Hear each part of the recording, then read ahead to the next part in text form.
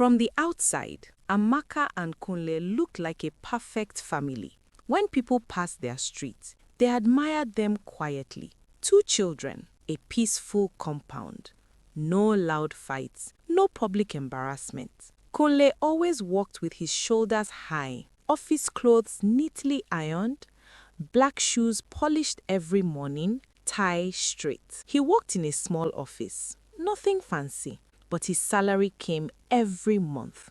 Small, steady, predictable. To Kunle, that salary meant something. It meant identity. It meant control. It meant being a man. Amaka was different. She did not wear office clothes. She did not carry files or sit behind a desk. She tied wrapper, wore slippers, and sat in a small wooden shop by the roadside. At first, her shop was almost nothing. Pure water stacked in nylon, bread on a small table, noodles hanging on strings, soft drinks in a cooler with melting ice. Sometimes Kunle would laugh. "This your shop is just to pass time," he said once. "At least you are busy." Amaka smiled and said nothing. She woke up early, swept the shop every morning, smiled at customers, wrote down every sale carefully. Slowly, something changed. People started coming more often. One customer told another. One woman said her prices are fair. Another said she treats customers well. Soon, Amaka added rice, then oil, then frozen food. The shop became full. Customers began to wait. Motorcycles parked in front. Children shouted, "Madam Shop! Madam Shop!" The name stuck. Every evening, Amaka counted her money, not in a proud way, in a thankful way. Sometimes she would sit quietly and smile. There were weeks she made more money in 7 days than Kunle made in 1 whole month. At first, Kunle joked about it. My wife don't turn big woman. Oh. Soon you will start wearing suit like me." People laughed. Amaka laughed too. But inside Kunle, something did not laugh. Something twisted. He noticed small things.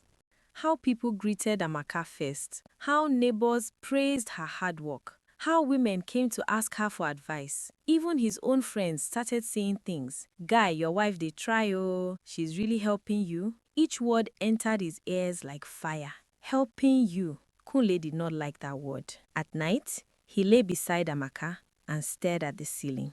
Why are they praising her like this? Why is her name louder than mine? He began to compare. I go to work every day. I answer to bosses. I wear tie. She sits in a shop and earns more. The thought embarrassed him. Fear followed. If she continues like this, tomorrow she will start talking anyhow. Soon she will say she is the head of this house. That fear entered his heart and refused to leave. Amaka did not change. She still cooked, still respected him, still called him my husband, but Kunle did not see that. All he saw was money. All he heard was praise. That fear ate him slowly. Then one night, Amaka said something small, very small. They were eating dinner. The children were asleep. She spoke gently. "Kunle, I am thinking as I expand the shop, maybe get a bigger space. What do you think?" She smiled as she said it. Not proud, not demanding, just hopeful. Kunle froze. His spoon stopped in the air. Inside his head, noise exploded. Use your money to expand? In his mind, it sounded like something else. "I don't need you. I am bigger than you. I can do it alone." He felt small, very small. But he did not shout. He did not argue. He smiled. "We will talk about it later," he said calmly. Amaka nodded, relieved. But that night, sleep left Kunle's eyes. He turned from side to side, sweat covered his body. Every praise he had heard replayed in his head.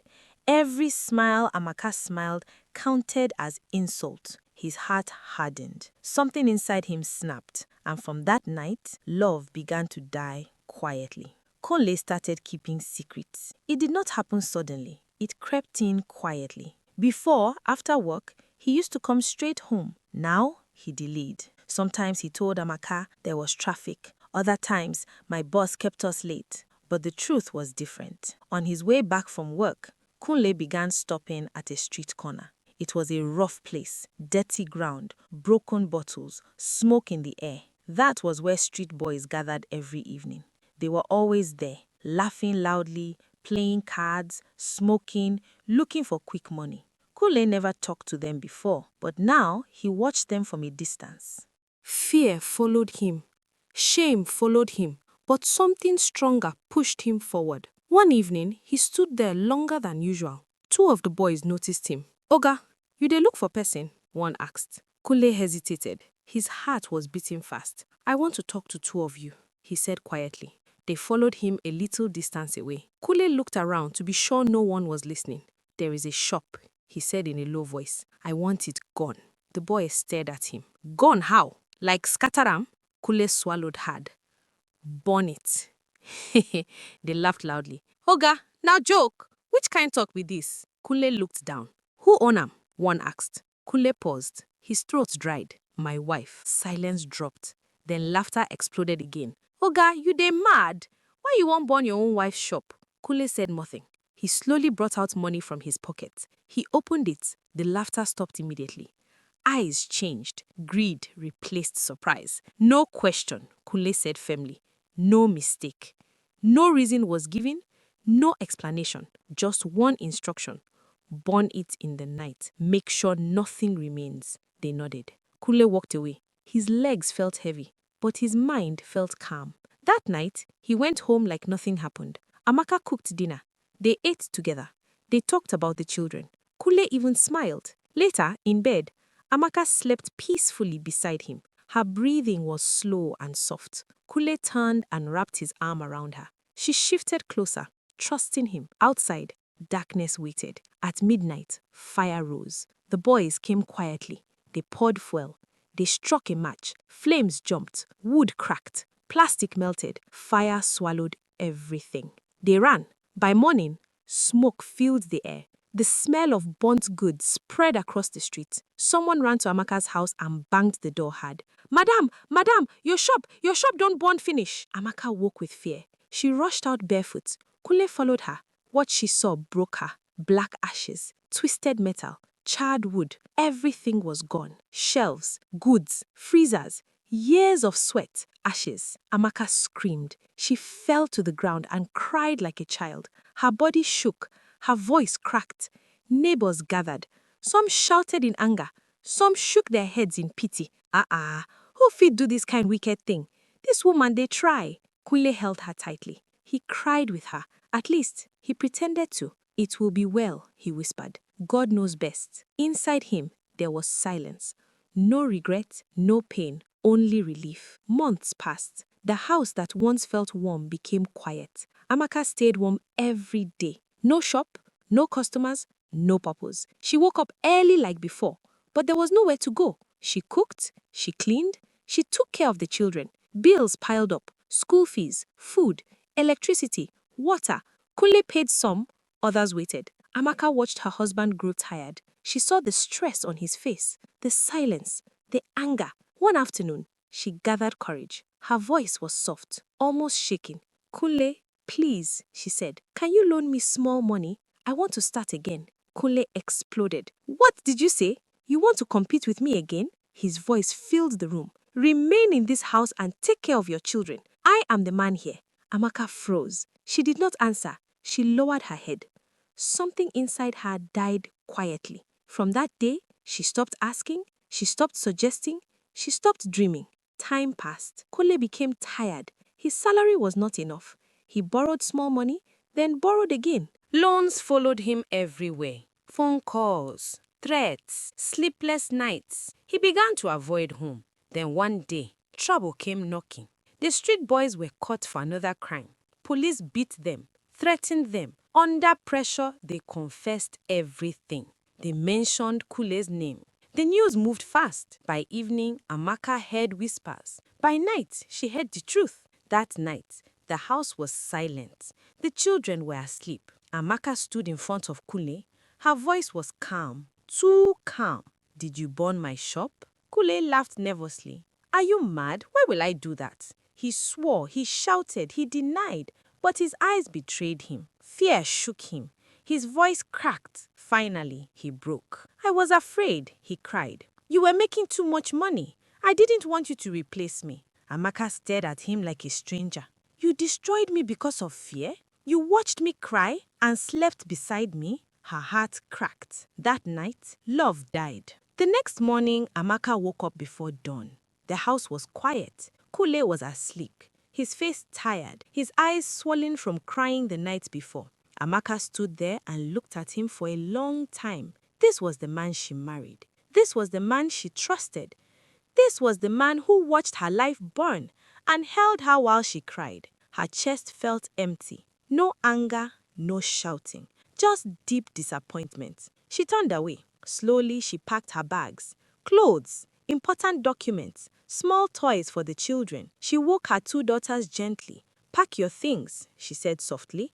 "We are going somewhere safe." They did not ask questions. Children always feel pain before words explain it. Kule woke up and saw the bags. Fear rushed into his eyes. "Amaka, where are you going?" She did not shout. She did not insult him. "I am leaving," she said calmly. Kule fell to his knees. He begged, "I'm sorry. I was afraid. I didn't know what I was doing." Tears ran down his face. But Amaka's heart had closed. Some apologies come too late. She left. Later that day, she filed for divorce. No long fight, no public drama, just the truth. Kule's life collapsed quietly. Bills chased him. Loans swallowed his salary. He lost respect at work. He lost peace at home. The house felt empty. No wife, no children, no laughter, only silence and debt. Amaka struggled at first, but she did not give up. She took a loan. She rebuilt. This time, wiser.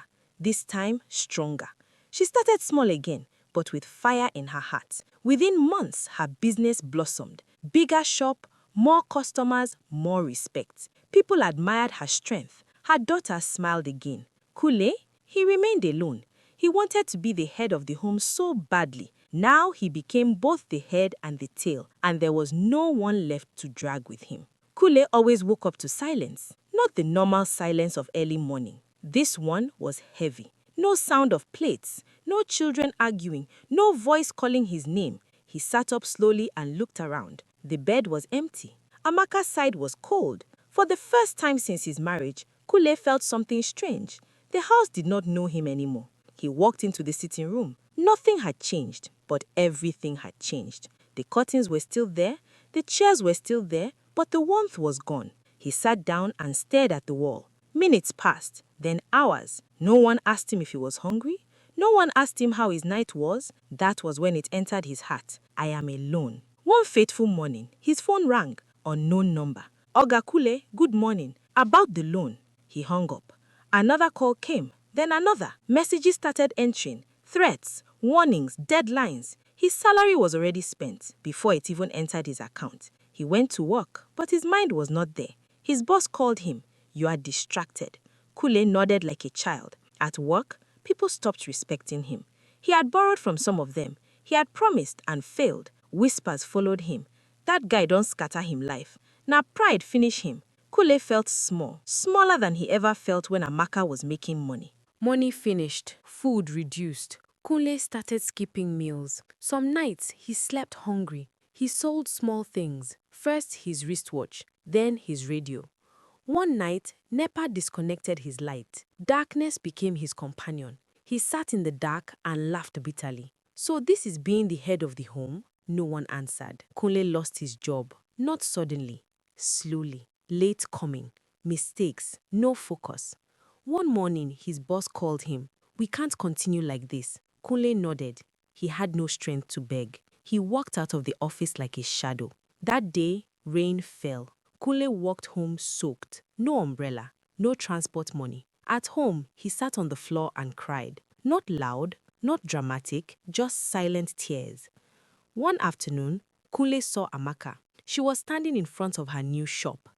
Bigger, brighter. Customers surrounded her. Her daughter stood beside her, happy. Kunle hid behind a kiosk. His heart broke. She did not see him, and maybe that was the punishment. Kunle tried to borrow again. No one helped. People avoided him. Some laughed. Some reminded him. "You wanted to be the head." Kunle nodded. "Yes, I am now. The head, the tail, everything and nothing." Kunle now lives quietly. No ambition, no anger, just regret. At night, he lies down and listens to the silence. the same silence he once created, and every night the fire returns in his dreams.